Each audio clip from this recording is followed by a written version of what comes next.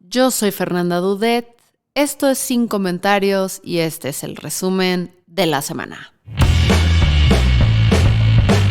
Hola a todos, esto es Sin Comentarios, el programa con los temas y noticias que a todo el mundo interesa y las opiniones que nadie pidió.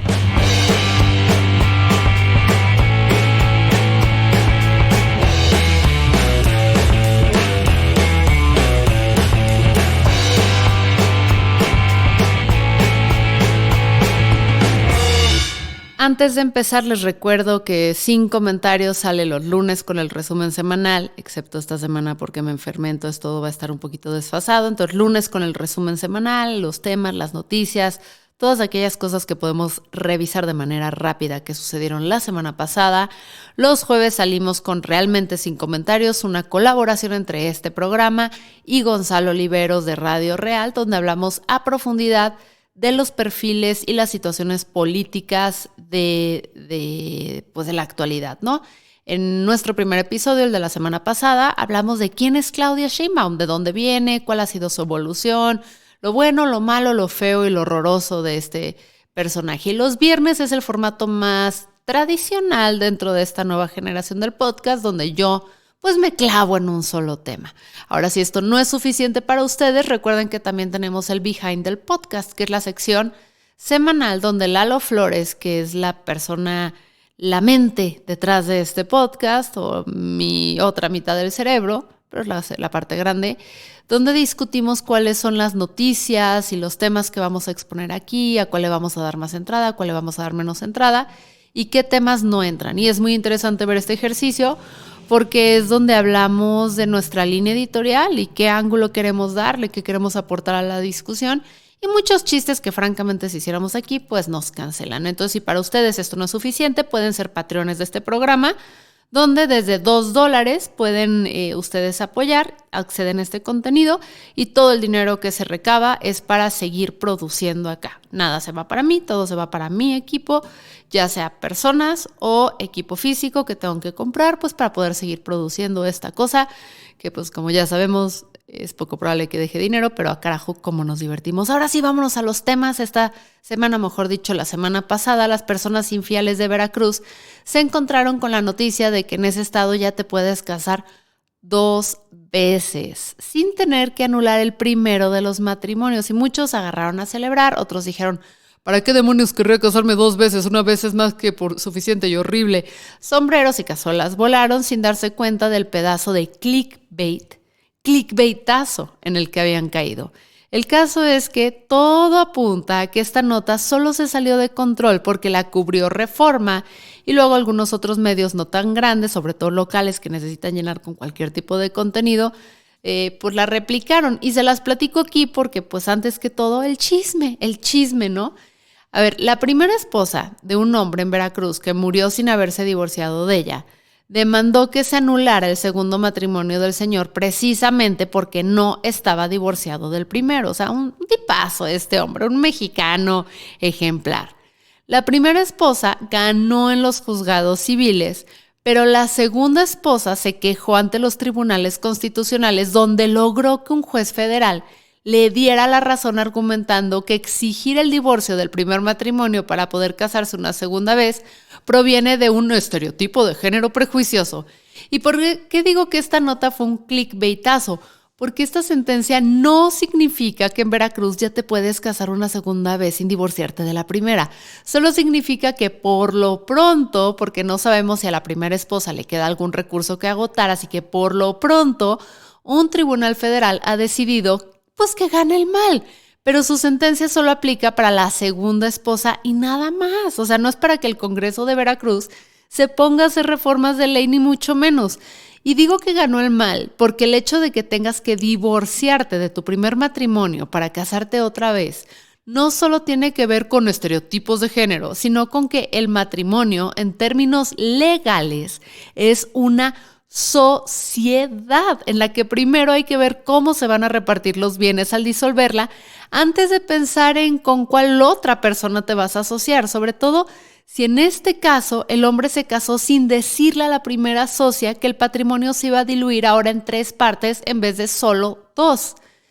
En fin, Un estudio hecho en adolescentes reveló que sus cerebros envejecieron más rápido de lo normal durante la pandemia. Y no es algo bueno. A ver, un grupo de científicos trabajaban en un estudio sobre el desarrollo de cerebros adolescentes, haciendo pruebas cada cierto tiempo, cuando de pronto la pandemia les impidió seguir con la misma frecuencia y al darse cuenta de que no iban a poder continuar con su estudio como lo planearon, intentaron lo que cualquier otro científico habría hecho: no perder el financiamiento. Entonces le dieron un pequeño giro a su estudio para evaluar las diferencias entre cerebros prepandémicos y cerebros postpandémicos, para encontrarse que durante la pandemia estos envejecieron al menos años. Y no es para que empiecen a decir, con razón mi sobrinito se ve más serio, más maduro. Chica, tal vez lo que tiene tu sobrinito es depresión, porque según este estudio ya se esperaba esto, que en los jóvenes que sufrieran cuadros de depresión o ansiedad por el aislamiento, pero no se esperaban que el cerebro envejeciera, que no es lo mismo que madurar. Registraron un crecimiento inusual en las partes del cerebro que te dejan recordar los buenos tiempos, que es una estrategia que utilizamos en automático cuando estamos en situaciones de mucho estrés. Otro resultado interesante que arrojó es que el cerebro de estos jóvenes sufrió prácticamente las mismas modificaciones adversas que tienen los cerebros de niños que crecen en ambientes violentos o con demasiada carencia. Parece que el cerebro de los jóvenes asimiló el encierro en esa categoría: estrés insoportable. Jamás creímos que los psicólogos fueran a ser tan útiles en algún momento de la historia. Igual se van a morir de hambre, como se los anticiparon sus padres cuando decidieron estudiar eso, pero van a tener muchísimo más trabajo mal remunerado.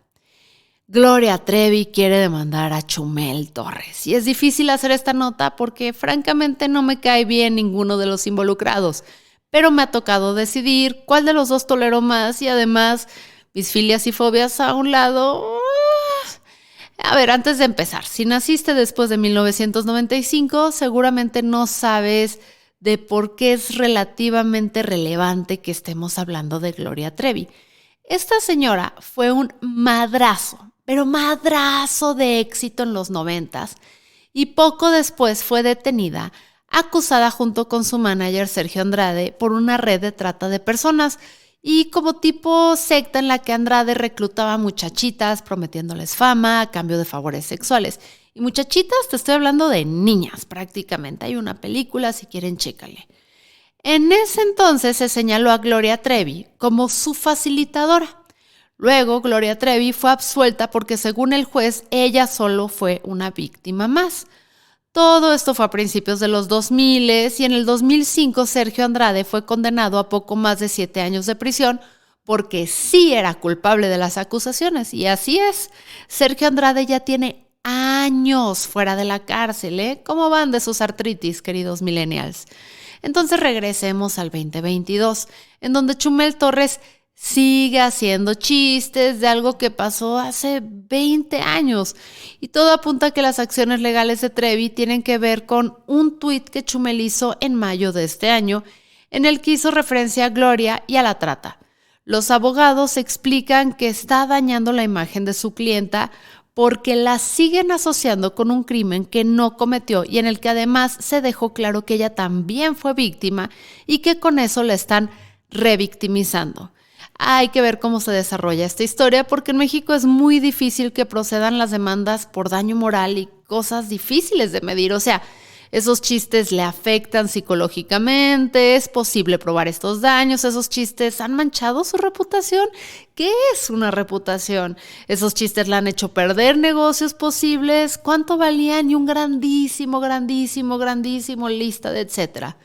Evidentemente Chumel ya salió, como siempre, a burlarse y minimizar la situación en Twitter con publicaciones que realmente ni siquiera vale la pena mencionar.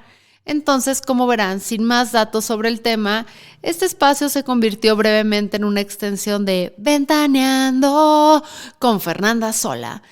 Yo soy Fernanda Sola, aparentemente, porque fue más chisme que noticia esta semana, pero estoy enferma. Tengo el cerebro fundido. Recuerden que si quieren ser patrones, pueden acceder al link en la descripción de este video. No los quiero porque no los conozco. Chao.